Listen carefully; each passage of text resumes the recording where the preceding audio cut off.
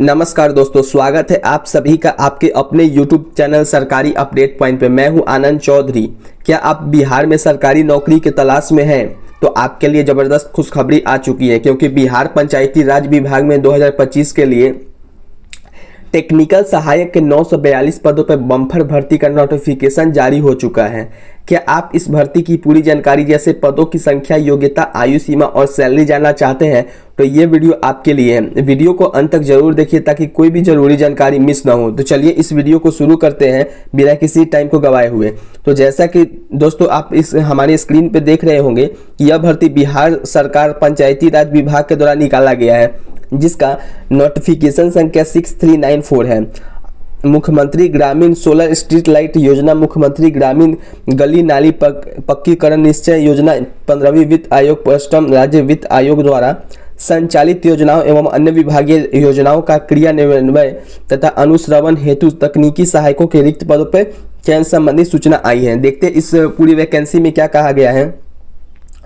तो लिखा गया है, राज्य सरकार के 7 निश्चय योजना के अंतर्गत मुख्यमंत्री ग्रामीण सोलर स्ट्रीट लाइट योजना यानी गली नाली के योजनाओं पे आपको तकनीकी सहायक भर्तियों की सहायक के रिक्त पदों पे संविदा यानी कि नियोजन का नोटिफिकेशन आया है। सबसे पहले हम लोग बात करते हैं किस पोस्ट पे और कितनी वैकेंसी आई है।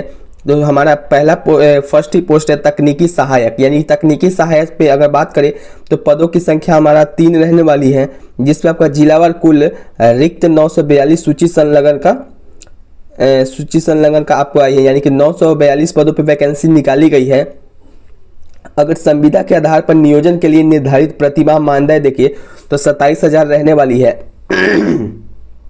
अगर बात करते हैं शैक्षणिक योग्यता की, यानी कि एजुकेशन क्वालिफिकेशन की, तो आपने किसी भी मान्यता प्राप्त पॉलिटेक्निक से सिविल इंजीनियरिंग में डिप्लोमा किया हो तो आप इस भर्ती के लिए एप्लीकेबल हैं। इसमें कहा गया है कि जिला व रिक्तियों की अधिसूचना पंचायती राज विभाग की वेबसाइट इतना पे देखा जा सकता है। संविदा पर नियोजन हेतु पात्रता क्या है? तो आवेदक भारत का नागरिक होना चाहिए। उम्र सीमा विज्ञापन की तिथि को सामान्य प्रशासन विभाग बिहार पटना द्वारा सेवाओं की नियुक्ति के लिए निर्धारित प्रावधान अनुरूप होगी। आवेदकों की न्यूनतम आयु 18 वर्ष होनी चाहिए, जिसकी 1/4/2025 के अनुसार आपकी रहनी चाहिए 18 वर्ष मिनिमम। अब बात करते हैं सामान्य प्रशासन विभाग के संकल्प संख्या 1735 दिनांक 22/6/2006 के अनुसार अधिकतम उम्र सीमा निम्नवत लागू होगी। यानी कि अगर बात करते हैं अनारक्षित वर्ग के पुरुष के लिए तो आपको 37 वर्ष रखी गई है अनारक्षित वर्ग के पुरुषों के लिए। फिर बात करते हैं पिछड़ा वर्ग और अत्यंत पिछड़ा वर्ग के पुरुष एवं महिला दोनों के लिए, तो आपको 40 वर्ष का प्रावधान दिया गया है। फिर बात करते हैं अनारक्षित वर्ग के महिलाओं के लिए, तो इसमें भी आपको 40 वर्ष का छूट दिया गया। फिर बात करते हैं SC ST यानी कि अनुसूचित जाति और अनुसूचित जनजाति पुरुष एवं महिला दोनों के लिए, तो आपको इसमें 42 साल का आरक्षण दिया गया है। फिर बात करते हैं आरक्षण के कुछ नियमों के बारे में। तो सबसे पहले कहा गया है बिहार पदों एवं सेवाओं की रिक्तियों में आरक्षण अनुसूचित जातियों, अनुसूचित जनजाति एवं अन्य पिछड़े वर्गों के लिए अधिनियम 1991 समय समय पर यथा संशोधित एवं उसके अधीन बनाई गई नियमावली के प्रावधान तथा राज्य सरकार द्वारा समय समय पर यह विहित रोस्टर लागू होता है। यानी कि कहा गया है दोस्तों कि अगर आप इसमें आरक्षण का लाभ लेना चाहते हैं तो आपका जो प्रमाण पत्र होना चाहिए बिहार राज्य के अनुसार के सक्षम स्तर से निर्गत प्रमाण पत्र के आधार पर ही होगा, तभी आप इसके लिए आरक्षण ले पाएंगे। फिर बात करते हैं आवेदन प्रक्रिया की। तो आवेदन का प्रक्रिया सबसे पहले देखते हैं, तो आवेदन के द्वारा किसी एक जिले में ही आवेदन किया जा सकता है।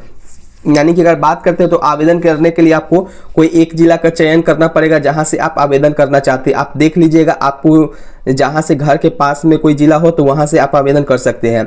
ऑनलाइन आवेदन पंचायती राज विभाग के विभागीय वेबसाइट पर उपलब्ध लिंक इतना पे करना होगा। वेबसाइट पर प्रदर्शित होने वाले कार्यक्रम अनुसार ऑनलाइन आवेदन समर्पित किए जाएंगे। यानी कि कहा जा रहा है कि आपकी जो ऑनलाइन आवेदन की जो प्रक्रिया है पूरी तरीके से ऑनलाइन होने वाली है।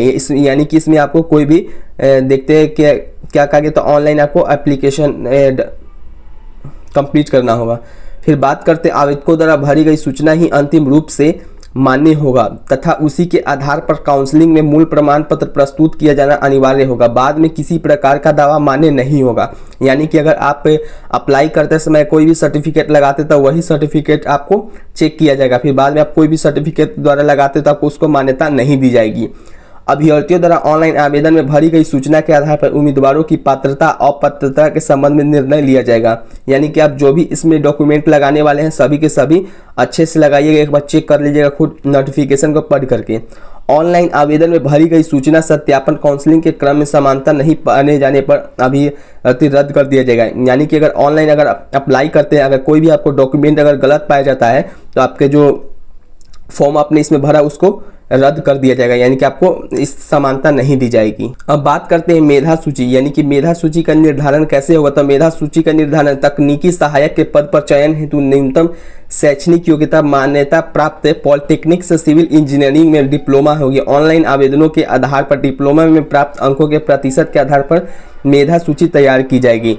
यानी कि आपको जो पॉलिटेक्निक डिप्लोमा सिविल इंजीनियरिंग में जितना आपको मार्क्स आया है उसी के आधार पे आपका मेधा सूची बनाया जाएगा, जिसमें कुल रिक्त पदों पर आरक्षण कोटिवार 40% पद राज्य के अधीन सरकारी पॉलिटेक्निक संस्थानों से और सैनिक डिप्लोमाधारी उम्मीदवारों के लिए आरक्षित रहेंगे।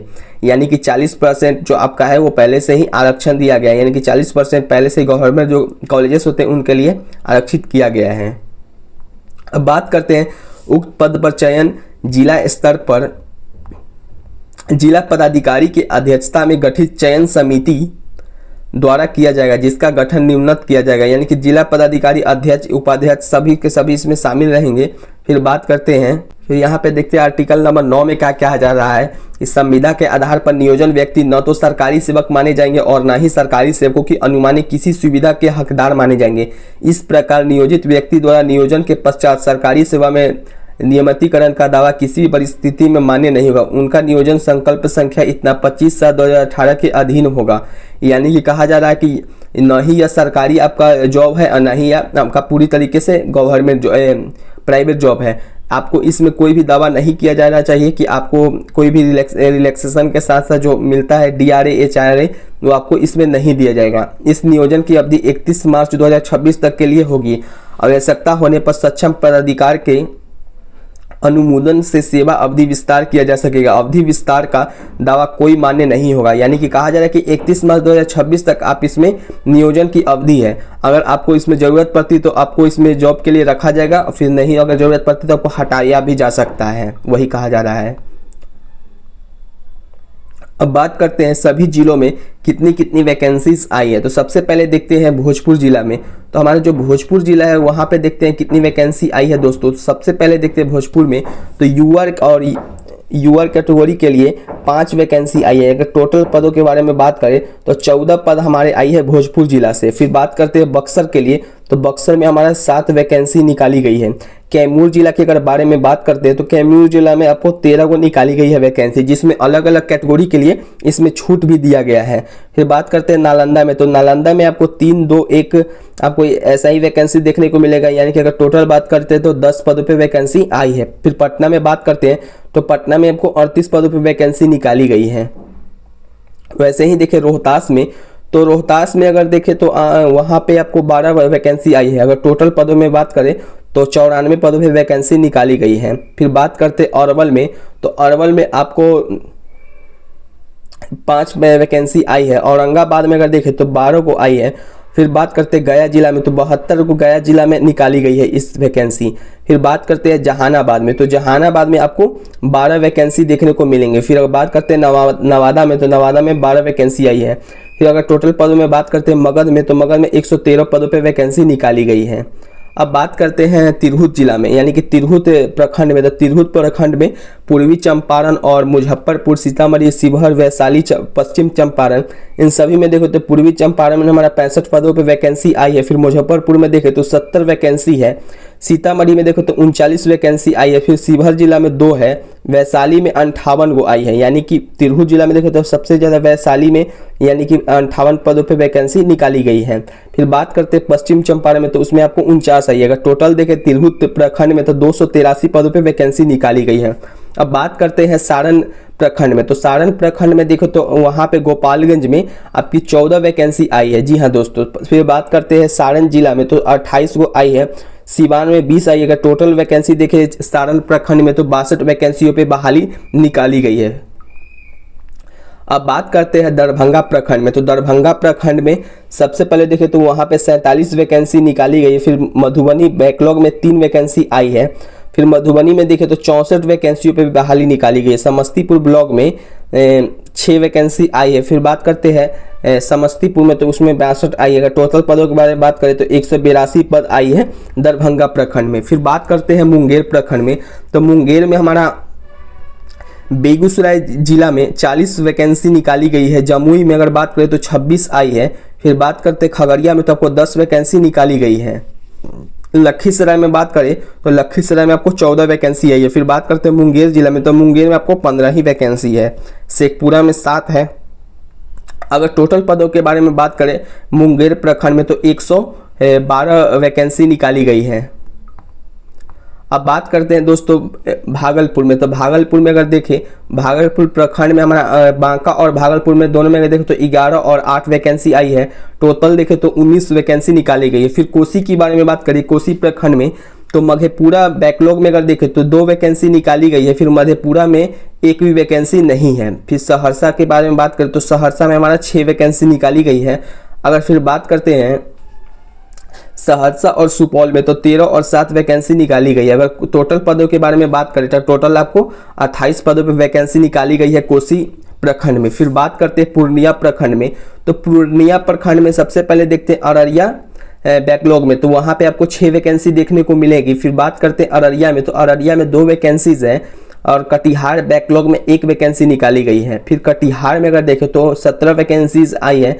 किशनगंज में देखें तो 2 वैकेंसीज है। फिर पूर्णिया बैकलॉग में आपको 3 वैकेंसी देखने को मिलेंगे। फिर पूर्णिया में बात करें तो 18 वैकेंसी। अगर टोटल पदों के बारे में बात करें पूर्णिया में, तो आपको 49 वैकेंसीज देखने को मिलेंगी। तो दोस्तों उम्मीद है इस वीडियो से आपको बिहार पंचायती राज विभाग की इस नई भर्ती के बारे में पूरी जानकारी मिल गई होगी। अगर आपको ये वीडियो पसंद आया हो तो इसे लाइक और शेयर जरूर कर दीजिए। भर्ती के लेटेस्ट अपडेट्स, फॉर्म भरने की जानकारी और एडमिट कार्ड की खबरें पाने के लिए इस चैनल को आप सब्सक्राइब करके बेल आइकन दबाना न भूलें। अगर आपके कोई भी सवाल या सुझाव है तो नीचे कमेंट बॉक्स में जरूर बताइए। मिलते हैं अगले वीडियो में, तब तक के लिए जय बिहार, जय भारत।